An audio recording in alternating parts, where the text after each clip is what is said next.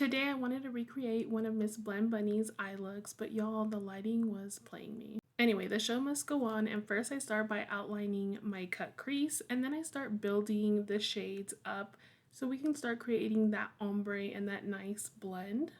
I dip back and forth between the dark and the light shades, and then I always like to go in with a brush with nothing on it to give it that final blend. I then go in and cut my crease, and sometimes I can't do it in one swipe, y'all. I struggle as well, but you always want to make sure you take a brush and pat down that concealer to give you a nice smooth lid.